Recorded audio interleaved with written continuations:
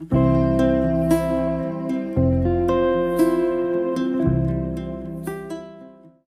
não busco o sentido da vida, eu busco um sentido para a minha vida. Vou dedicar minha vida a questionar essa sociedade, a refletir a vida, os valores. Eu vou causar pensamento, é o que eu quero, causar reflexão.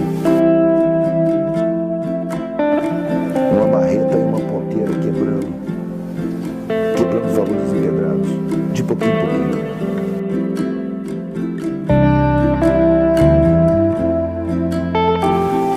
Cada um tem um sentido para viver.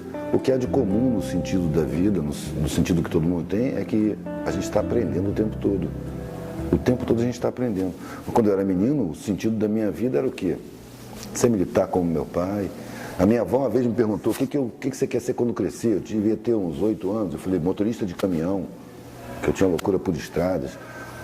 Mas eu já percebi que existia uma expectativa, que foi um impacto eu falar que queria ser motorista de caminhão para a minha família. Na minha família não tem motorista de caminhão, todo mundo tem curso superior. Né? Então já se criou uma expectativa. E aí eu fui procurando os sentidos que me ofereciam. A vida oferece sentidos para você, vai por aqui, vai por ali. E fui reparando que esses sentidos não me satisfaziam. Eu cheguei a achar que eu tinha alguma coisa errada, porque me dava um leque de opções. Eu não percebia que é um leque restrito. Você tem todas as opções, pode escolher, todos com curso superior. E eu não via muito sentido na própria vida. Eu olhava para a minha classe e achava estranho ser tão bem servido de coisas e ao mesmo tempo ver de longe, né, a pobreza, a miséria. E quando eu podia chegar perto e via que eram gente, pessoas iguais a gente, só que maltratadas, aquilo me fazia querer saber por que tem essas diferenças, por que o mundo é assim. Só que eu vivia num meio onde essas perguntas não se fazem. Ali se usufrui de privilégios. Não são os mais altos privilégios da sociedade, mas são muitos privilégios. São escolas boas, carro, casas boas, roupas caras, possibilidade de ir a restaurante, ser sócio de clube. Essas pessoas não querem questionar esses privilégios. Porque se você for procurar o porquê da diferença social, da pobreza, da miséria, da exploração, por que a estrutura social é dessa maneira, sacrificando tanta gente, você vai chegar nos privilégios, vai chegar nas regalias. Então existe uma recusa da minha classe de origem de pensar nos porquês da miséria, da pobreza. Não são problemas deles, vamos dizer assim. E eles usufruem disso porque pagam salários horríveis para os seus empregados, né? Você vê que a empregada doméstica está começando a conseguir direitos trabalhistas agora, e mesmo assim com muita luta contra, porque a classe dos privilegiados não aceita pagar os direitos da empregada doméstica. Às vezes são convencidos de uma superioridade. A mim tentaram passar essa superioridade. Eu vivi dentro desse sentimento de superioridade social durante muito tempo, mas eu sempre tive um constrangimento. E esse constrangimento anulava os sentidos que me davam, porque todos os sentidos que me ofereciam era continuar usufruindo da pobreza, continuar tendo empregados, continuar me servindo dos salários mal pagos. Porque é isso que acontece. As pessoas mais abonadas, elas se servem de pessoas sacrificadas, que recebem salários insuficientes que elas mesmas jamais aceitariam. Essa é uma condição de sinceridade na análise, quando você analisa a sociedade. Mas as pessoas que têm privilégios não pensam que têm privilégios, elas pensam que têm direitos adquiridos. E não dá para você mostrar que os privilégios que elas têm são a causa da existência da miséria. Não só esses privilégios, mas os enormes privilégios de uma classe muito menor, que controla os políticos, a política. E eu fui buscando o sentido, tentei me enquadrar de todas as maneiras. Eu tentei ser militar, fui militar, fiz concurso, entrei. E percebi que ali não era o meu lugar. Ali era muito triste. Na verdade, você tinha que abrir mão da sua consciência e cumprir ordens cegamente. É muito difícil você questionar as ordens superiores. E você, se você pega a hierarquia, superior a você, o seu comandante, ele tem um superior que é um general de brigada, que tem um superior que é um general de divisão, que tem um superior que é o comandante do exército, que tem um superior que é o ministro da defesa, que tem um superior que é o presidente da república. que tem os superiores, que são os financiadores de campanhas. Então, em última análise, quem comanda? Os financiadores de campanha. Donos de bancos, de mega empresas, de multinacionais. Eles fazem a política pública. Então, os sentidos iam se esboroando, iam se esfumaçando, assim. E um belo dia, eu já estava na faculdade, tentei ser militar, tentei ser bancário, fiz concurso Banco do Brasil, trabalhei lá dentro, fiquei horrorizado com aquilo lá. Você deixa de ser uma pessoa, você passa a ser um parafuso, uma porca, uma peça altamente substituível. E a sua vida fica sem significado nenhum, além de você criar seus filhos, envelhecer, aposentar e morrer. É muito pouco para querer da vida, é o que eu dizia na época, é muito pouco para querer da vida. Eu queria alguma coisa que tivesse sentido mesmo, alguma coisa que me satisfizesse. Satisfação em viver. Esse é o segredo. Busquei satisfação em viver. E as satisfações que o mundo me apresentou eram todas satisfações falsas. Era usufruto material, não era satisfação real. Satisfação está quando você percebe que sua existência é útil a várias pessoas, à coletividade. A sua presença faz bem. A sua ação, o seu trabalho cumpre uma função. Aí você tem satisfação em viver. Mas a satisfação que a publicidade apresenta, no massacre publicitário criminoso, é só satisfação de ânsias materiais, que nunca satisfazem. O cara quer um consumo material, ele vai lá, quando ele luta, quando ele consegue, já não satisfaz mais. Em pouco tempo ele está enfastiado daquilo, já precisa de uma outra satisfação material. E vai de ilusão em ilusão, até quando chega a velhice, chega. E ele começa a não ter mais tanta satisfação material assim no usufruto. E ele começa a perder funções e começa a ser obrigado a refletir na vida que ele viveu. Aí, eu acho que é o momento mais doloroso, quando você percebe que você viveu uma vida sem sentido. Que o sentido que você deu à sua vida é falso. Não satisfaz. Está ficando velho, está acabando a vida, e agora? Muitas vezes você até atropela os afetos para poder ter essas satisfações. Para você crescer, fazer uma empresa, deixa os filhos de lado. Deixa os afetos de lado. Se torna competitivo, isso é uma indução. Me apresentaram um mundo que é uma arena competitiva, onde todo mundo é inimigo de todo mundo. E eu não acreditei nisso. Eu fui atleta quando era moleque, até o exército eu fui atleta. E participei de muitas competições, ganhei muitas competições. E no decorrer dessas competições eu comecei a perceber que a tristeza do derrotado me afetava. Estragava a minha vitória. A minha alegria em ter ganhado se estragava ao ver a tristeza que minha vitória tinha causado, às vezes em mais de um. Então eu percebi que eu não gostava de competir. Não gosto de competir. E aí me apresentou uma vida onde você tem que competir. E se eu não quiser? Se eu inventar uma outra opção? Primeiro eu encontrei olhares preocupados. Você tem alguma coisa errada. Você precisa de ajuda. Mas a minha negação das propostas que me eram feitas era muito convicta. Não quero isso. Mas o que você quer? Eu não sei. Mas isso eu não quero. Não me serve, eu não quero ser advogado. Eu entrei para direito, fiz vestibular para direito. E eu não queria ser advogado. Eu era obrigado a fazer um curso superior pela expectativa familiar. De repente, no momento, eu me dei conta de que era a minha vida. Eu que ia viver minha vida. Estava na minha hora de decisão. Eu tinha que decidir. E eu decidi deixar aquilo lá e experimentar o que é não ter nada, o que é ser pobre. O pavor geral da classe abastada, eu fui experimentar. Porque mesmo sendo dessa classe, eu convivi muito com os pobres. Nos acampamentos, nas viagens, eu andava de carona. E eu percebi que eles não tinham medo da pobreza. E que eles viviam felizes, e rindo, e não dependiam, que a pobreza não era um fator de infelicidade. A miséria sim, mas a pobreza não. Então eu resolvi não ter nada, para tentar entender o mundo, porque para mim o mundo não fazia nenhum sentido. Eu sentia, eu já intuía que a gente era enganado, desde pequenininho. A gente já nasce com instinto libertário. A criança experimenta tudo, ela quer testar tudo, mas ela quer testar com a iniciativa dela. E aí quando chega nos 7 anos, bota na escola. Ali ela deixa de ser um indivíduo, vai ser um no coletivo.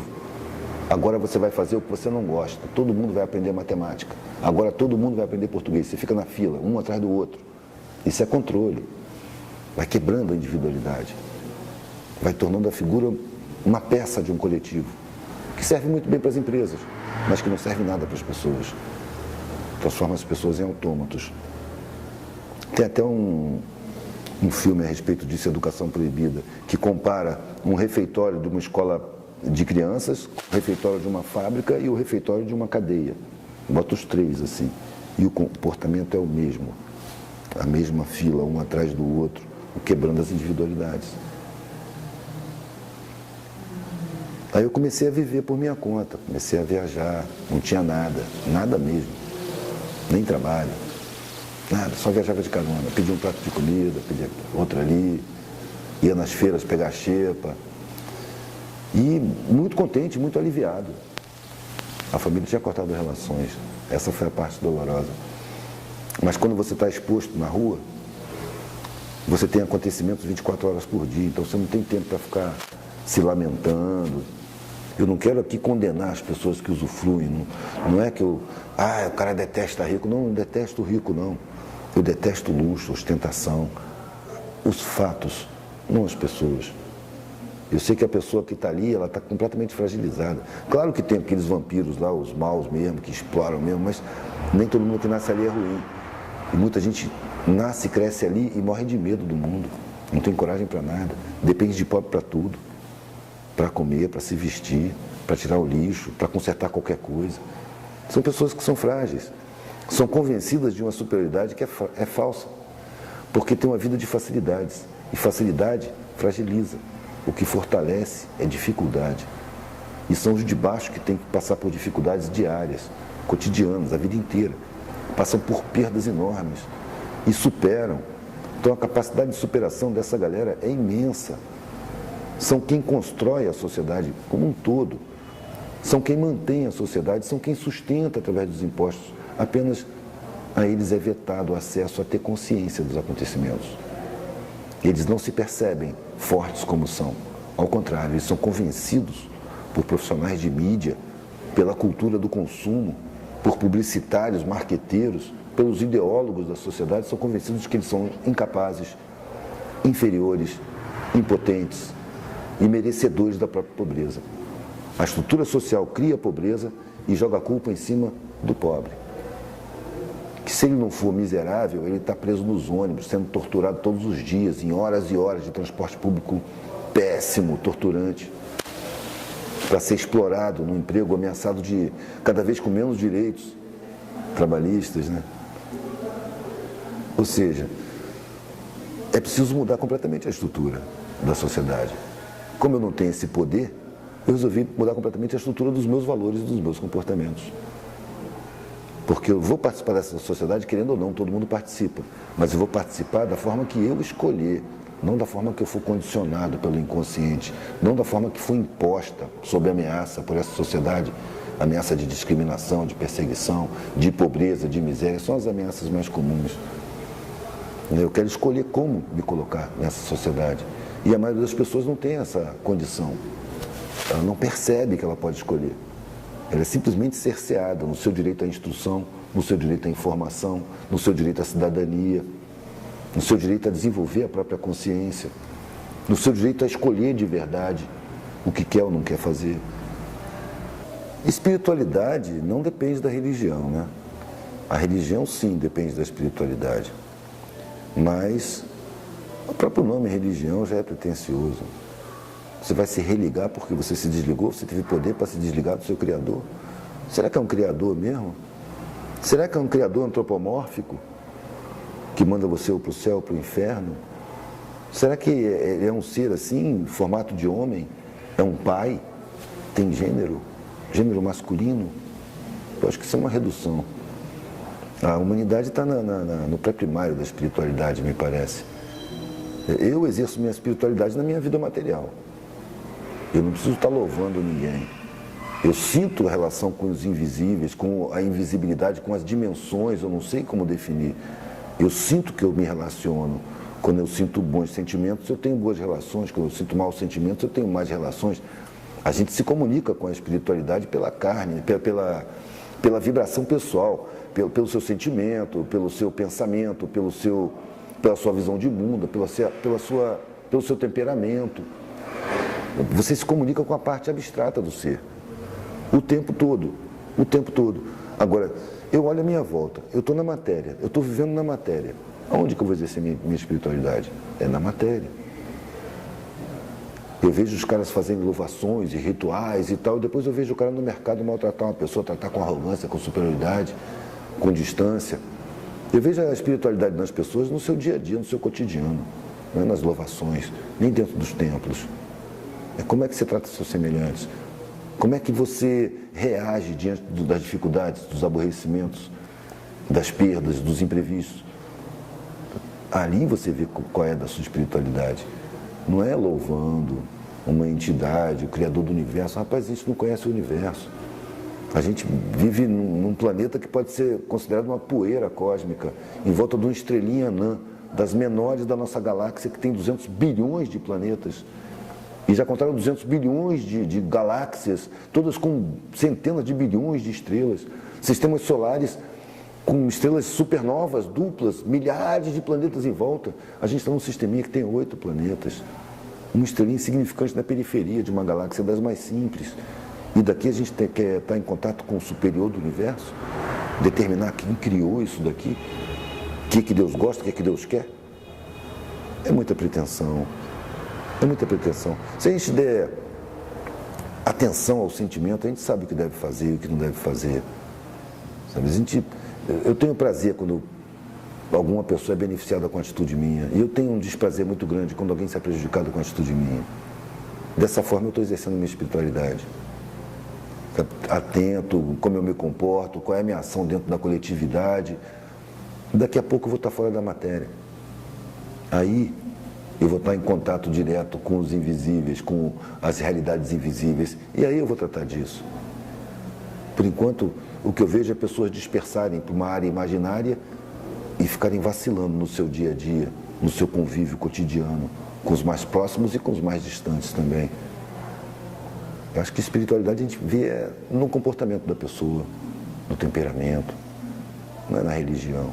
Religião vai religar o que com quem, cara? Uma galinha se desligou da divindade? Não, não se desligou, ela só não tem consciência. O ser humano é a mesma coisa. Então, quando ele toma consciência de que está em relação com outras realidades não físicas, ele já começa a querer explicar essa realidade não física toda. Já começa a arrumar solução. O que a religião faz? Ela concebe o inconcebível, explica o inexplicável e impõe sob ameaça. Ou você acredita ou você vai para o inferno. Deus vai te castigar. Parece criança, né? É criança. Eu acho que, de certa forma, isso é muito útil na nossa infância espiritual. Porque as pessoas que fazem o mal sem pensar duas vezes, elas recebem o recado de que o mal é castigado e que o bem é premiado. Ela vai, no mínimo, aprender a fazer o bem por interesse e evitar fazer o mal por medo do castigo. Então, vamos dizer que isso aí é o pré-primário, é o jardim da infância. Depois vem outras etapas, né? O tempo está correndo no trilho da eternidade, tem muito tempo. Eu não acho que a gente começa quando nasce e nem que termina quando morre. Quando a gente nasce, a gente entra no mundo físico. Quando a gente morre, a gente sai do mundo físico. Por isso que eu digo que contrário de morte não é vida, contrário de morte é nascimento. A morte é o momento que você sai, o nascimento é o momento que você entra. A vida é o espaço que você tem, desde a porta de entrada até a porta de saída. Se você levar isso em conta, muitos valores que apresentam para a gente como objetivos de vida perdem o sentido. Perdem importância. Porque se a gente vai entrar, passar e sair, o que a gente veio fazer aqui? Disputar patrimônio? Ficar brigando entre si? Disputando poderes que são aqui do mundo? A gente já recebeu vários recados. Os ícones que se tornaram ícones até por causa das próprias religiões, eles deram sempre o mesmo recado. É o desapego, é a sinceridade, a hospitalidade, a cordialidade, a amorosidade, o respeito. Todos eles deram o mesmo recado. Agora, as instituições, porque a religião é instituição, as instituições se dedicaram a controle de massa, a controle de comportamento. Eles querem ter suas coletividades, porque assim eles têm força social. Representam tantos milhões, e aí tem força social. Aí é a ânsia do poder, é muito mais matéria do que espírito. As religiões mesmo são muito mais materiais do que espirituais. Acho que a preocupação delas é material. Principalmente o cristianismo, né? O cristianismo, como disse o Saramago, parece que não se preocupa com a alma, se preocupa com o corpo. Controlar os instintos, controlar as ânsias do corpo. O corpo é o mal. O corpo é a nossa oportunidade. É a oportunidade de estar vivendo, experimentando, crescendo, aprendendo, colaborando, participando de um processo que é universal, muito além da nossa capacidade de compreensão. Eu não dou essa moral toda para a minha razão, dou muito mais moral para o meu sentimento, para a minha intuição. Eu acho que eu sigo muito mais o que eu sinto do que o que eu penso. O que eu penso eu coloco para assessorar o que eu sinto e não o contrário. A razão, para mim, é subalterna à consciência. Ela está ali para explicar o que ela for capaz de explicar. E o que ela não for capaz de explicar, fica calada, não se mete. Eu não permito que minha razão explique coisas que eu não tenho capacidade de entender. Como é que eu vou saber como é que é do outro lado? Nem me interessa, cara. Estou aqui controlando minha raiva, estou aqui despertando bons sentimentos, estou aqui trabalhando onde eu posso trabalhar. Acho que quando a gente vai se melhorando, entendendo melhor, desenvolvendo o entendimento, a visão da gente vai se ampliando, aos poucos, não tem pressa. Agora, você quer ver lá onde você não pode, você vai ter que inventar. Isso é por causa da religião. Ela está olhando para onde ela não pode, ela não enxerga lá, mas ela está olhando e dizendo, eu vejo, e é assim, assim, assim, inventa. Inventa. De alguma forma, isso tem sua razão de ser, dentro da coletividade, dentro do processo humano. Mas não me chama, a mim não chama, e não chama muita gente também. Agora que serve, serve. Eu vi muita gente deixar de fazer o mal por abraçar uma religião, né? Principalmente presídio. Presídio na ala evangélica não tem facção, não tem roubo, não tem estupro, não tem gangue, não tem morte. Ou seja, é necessário ali. Agora, ser necessário não quer dizer que é suficiente, né? Tá longe de ser suficiente. É preciso passar por essa etapa e ir além. É preciso ter a humildade de saber que o ser humano não é capaz de entender a totalidade. Que essa pretensão só cria discórdia, antagonismo. Cada religião reivindica para si o privilégio da verdade e acusa de demoníaca toda a outra religião. Nós estamos com o pai, os outros são os errados. Isso é infantil, é primário, é conflituoso, é desnecessário. Então isso vai ter que ser superado. Uma vez o Leonardo Boff perguntou para o Dalai Lama qual a melhor religião. E o Dalai Lama, na sabedoria dele, ele é líder de uma religião do Zen Budismo. Ele disse, a melhor religião é aquela que te torna uma pessoa melhor, mais compassivo, mais tolerante, mais compreensivo, mais benevolente. Essa é a melhor religião. O trabalho para mim é fonte de satisfação pessoal. E dinheiro também. Mas tem que ter satisfação pessoal. Para mim, trabalho é isso. É prazer. É necessidade. Agora, ele tem que gerar algum dinheiro. Não precisa muito. Se cada um se contentasse com o que precisa, isso não faltava para ninguém. As pessoas são induzidas a quererem mais do que precisam. E algumas muito mais do que precisam. E aí acaba faltando para uma grande massa. O trabalho, a palavra trabalho já foi criada em cima de um instrumento de tortura chamado tripalho, né? Os impérios estão admirados pela inteligência da sociedade, que são o Império Grego, o Império Romano, a primeira democracia que a maioria não votava, era só pessoas ricas, só homens e ricos que podiam votar, que nunca se baseava no escravagismo. O trabalho, o conceito de trabalho naquela época era tarefa para pessoal inferior. Trabalho é uma coisa aviltante. Gente de nível não trabalha, manda trabalhar. Essa é a mentalidade. Agora aqui, eles dizem isso para a elite. Para os pobres não, para os pobres o trabalho enobrece, o trabalho dignifica. E espertamente misturou-se o conceito de trabalho e emprego. O emprego é quando você tem um patrão, o emprego é quando você tem um superior, quando você está encaixado numa hierarquia. Um trabalho é quando você produz alguma coisa. Então o emprego é uma área muito limitada do trabalho. Só que ela é apresentada para a gente como a totalidade do trabalho. Todo o trabalho é emprego, a não ser as exceções, os profissionais liberais. São exceções. Regra geral, trabalho é emprego, ou seja, trabalho é patrão. Isso interessa a quem? A elites que andam de helicóptero, a elites, a exploradores do trabalho. Ao mesmo tempo que as pessoas são forçadas a competir dentro do mercado de trabalho, elas são induzidas a consumir para ter algum valor social. Então a vida vira um inferno. O trabalho, a compra, as dívidas sendo pagas, mais trabalho, mais compra, mais dívida, mais trabalho, mais compra, mais dívida. E a vida gira em torno disso. É uma indução criminosa, feita com todo o apoio da mídia, através da publicidade, indução ao consumo desenfreado, a compulsão do consumo, porque a estrutura social não se baseia só no consumo excessivo, ele se baseia principalmente no desejo do consumo dos que não podem consumir. Porque ao invés das pessoas questionarem por que estão numa situação assim dentro da sociedade, de carência, de desatendimento, em vez de questionar a própria estrutura da sociedade, elas estão preocupadas em conseguir consumir alguma coisa. Elas estão focadas no consumo, no valor social. Está pensando em si. Uma coisa altamente estimulada na nossa sociedade é o egoísmo. Você pensa em si. É ninguém por ninguém. Quando o ideal é o contrário, é todo mundo por todo mundo. Ninguém pode estar abandonado. Não pode ter ninguém com fome. Não pode ter criança sem escola. Não pode ter escola ruim. Os professores têm que estar muito bem atendidos, com bons salários, passando bons ensinamentos para a gente cobrar deles. A estrutura da escola tinha que ser libertária, porque a estrutura de ensino que nós temos, ela é enquadradora. Ela faz o oprimido ter vontade de ser o opressor.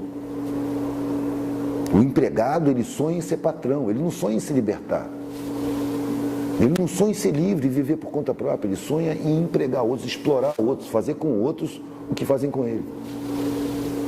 Isso é uma deformação em humanidade do ensino. O ensino ele não está ensinando, ele está enquadrando, ele está condicionando, ele está mediocrizando. Ele está exatamente criando sentidos falsos para uma vida que não tem sentido. E são sentidos coloridos, cheirosos, bonitos, atraentes, porque são pensados para serem assim. São pensados até pela inteligência criada na universidade, que estudou os mecanismos da psicologia do inconsciente para criar desejo de consumo, para criar valores sociais, para criar comportamentos condicionados que só interessam a muito poucos, que não se submetem a esse esquema. Ao contrário, são os que controlam os políticos, porque tem dinheiro suficiente para financiar a campanha. Então, se o grande empresário pode financiar uma campanha, ele impõe a política pública que ele quer. Senão ele não põe o dinheiro na campanha. Então há uma conivência da elite política com a elite econômica muito grande. E nessa conivência, o traído é o povo, é a população. Para a gente que vive, mesmo nos bairros ditos nobres, da Zona Sul, sabe, da Copacabana, Ipanema, Leblon, Barra, interessa a todo mundo um povo mais culto, um povo mais instruído, um povo com condições de vida, porque a criminalidade cai. Ninguém pergunta o porquê da criminalidade está aumentando. A miséria aumenta, a criminalidade aumenta, a exclusão aumenta, a criminalidade aumenta, a violência aumenta. É sempre assim, é óbvio, é histórico, mas ninguém pergunta, não se fala, você não vê na mídia, você não vê em lugar nenhum, não se fala disso, nas universidades. Uma pergunta muito simples e proibida: por que existe pobreza? Por que existe miséria? Eu fazia essas perguntas quando eu tinha 6, 8 anos de idade. Por que tem tanta gente pobre? Por que tem gente tão pobre? E nunca ninguém se propôs a responder. Ninguém percebe que a estrutura da sociedade foi formada para criar a miséria. Foi criada, foi formada para criar ignorância, não para instruir. Porque a sociedade se alimenta de ignorância, de miséria, de exploração. É a estrutura que nós colaboramos com ela, com os nossos comportamentos. com nossos valores, com nossos objetivos de vida. Então, a minha vida, ela ganhou uma paz muito grande quando eu resolvi que eu não queria vencer na vida. Eu queria viver. Não queria ser melhor do que ninguém. Se eu sou melhor do que você em alguma coisa, você vai ser melhor do que em alguma outra coisa. Ninguém é absolutamente superior a ninguém. A gente tem coisas melhores e coisas piores. Atitudes, sim, podem ser melhores ou piores. Ideias podem ser melhores ou piores. Mas pessoas, não existe essa superioridade que foi criada. Outra coisa que eu acredito que a gente vai ter que superar é a hierarquia. E que vai, na sequência da vida, não estamos correndo o tempo da eternidade, a hierarquia vai ter que desaparecer. Ou vai ter que se modificar, porque eu reconheço uma pessoa mais sábia quando eu vejo uma. E eu presto atenção e busco aprender com ela. Eu acho que ela está numa posição hierárquica superior. Só que, em geral, essas pessoas não têm o ar de superioridade. Elas não têm o sentimento da superioridade. Ao contrário, elas têm a consciência da responsabilidade. Elas saberem mais não torna elas superiores, torna elas mais responsáveis no assunto que elas sabem mais. O sentido se fez por si, é isso que eu estava falando mesmo. Eu, vendo as coisas, eu comecei a formar opiniões. E comecei a sentir necessidade de colocar essas opiniões no meu trabalho. E comecei a fazer brochinhos gravados em relevo no metal. Já passando do brinquinho, pulseira e colar, para os brochinhos. E botando pensamentos, desenhos, símbolos, dizendo o que eu pensava. De pouquinho em pouquinho, começou aos poucos.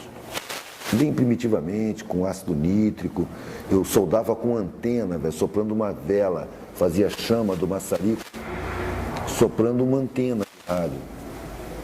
Soprava e ia com alicate, botava a solda, derretia a solda soprando. Cara, era bem tosco mesmo. Mas eu comecei a ter prazer em colocar o que eu pensava no painel para vender. E foi crescendo aquilo até que no meu painel, nos meus painéis só tinha brochinhos dizendo. Era raro ter um brinquinho ou outro que eu fazia muito de vez em quando, um colar. O mais que eu tinha era broches. E sempre ideológicos, sempre não doutrinários, mas questionando a realidade, propondo ideias novas, trazendo frases de gente grande por aí, Barão de Tararé, o Gandhi, Raul Seixas, Bob Marley, tanta gente. E comecei a ver que isso fazia as pessoas refletirem. E que isso, além de tudo, me colocava em contato com pessoas reflexivas. Então a troca se intensificou. Comecei a aprender mais, a desenvolver mais. E comecei a ver pessoas me agradecendo. Pô, muito bom o seu trabalho, cara, obrigado por ter aparecido. Chamar outras pessoas, não outra vez que eu estou passando com os painéis. Chega aí, ó, esse cara que eu estava falando com você, pô, senta aí, deixa eu ver aqui. Já, tá como? Aí eu comecei a me sentir útil. Comecei a ver que o meu trabalho tinha sentido, que minha vida estava tendo sentido. Que eu estava realmente causando reflexões. Que foi uma proposta que eu fiz quando eu tinha 19 anos, quando eu peguei a estrada. Vou dedicar minha vida a questionar essa sociedade, a refletir a vida, os valores. Eu vou causar pensamento, é o que eu quero, causar reflexão. E depois de anos eu percebi que era exatamente o que eu estava fazendo, causando reflexão. Não só em mim, mas em geral. Onde eu tocava, onde eu chegava, era reflexão rolando o tempo todo. Era o meu produto. Questão, reflexão, pensamento, valor. É como se eu estivesse andando com uma marreta e uma ponteira, quebrando os valores empedrados, de pouquinho em pouquinho. E tem outra coisa, quando eu percebi que eu não podia fazer grandes coisas, né, eu percebi que eu não podia fazer grandes coisas muito tempo atrás. Mas de repente eu percebi que já que eu não podia fazer grandes coisas, eu podia fazer um monte de coisinhas. E era o que eu estava fazendo.